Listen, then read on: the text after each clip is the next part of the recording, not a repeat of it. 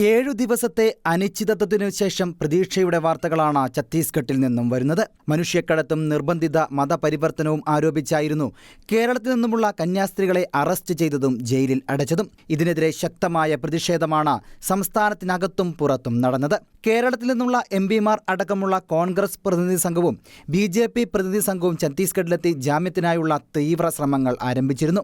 ആഭ്യന്തരമന്ത്രി അമിത്ഷായുമായുള്ള കൂടിക്കാഴ്ചയിലാണ് ജാമ്യം ലഭിക്കുമെന്നുള്ള ഉറപ്പ് ലഭിച്ചിരിക്കുന്നത്.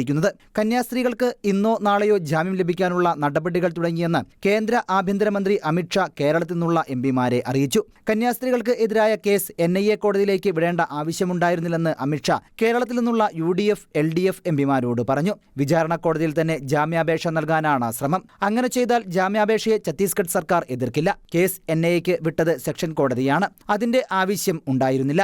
NIA കോടതിയിൽ നിന്ന് കേസ് വിടുതൽ ചെയ്യാനുള്ള അപേക്ഷ ഛത്തീസ്ഗഡ് സർക്കാർ തന്നെ നൽകുമെന്നും അമിത്ഷാ എംപിമാർക്ക് ഉറപ്പു നൽകി. അതേസമയം സാങ്കേതികമായ ചില പ്രശ്നങ്ങൾ നിലനിൽക്കുന്നുണ്ട്. ഇവർക്ക് ജാമ്യം നിഷേധിച്ചുകൊണ്ടുള്ള വിചാരണ കോടതിയുടെ ഉത്തരവ് നിലനിൽക്കുന്നുമുണ്ട്. ഇതിനെതിരെ ഹൈക്കോടതിയിൽ അപ്പീൽ നൽകാമെന്നാണ് എംപിമാർക്ക് അമിത്ഷാ നൽകിയ ഉറപ്പ്. സംസ്ഥാന സർക്കാരും സിസ്റ്റർമാരും വിചാരണ കോടതി വിധിക്കെതിരെ അപ്പീൽ നൽകും.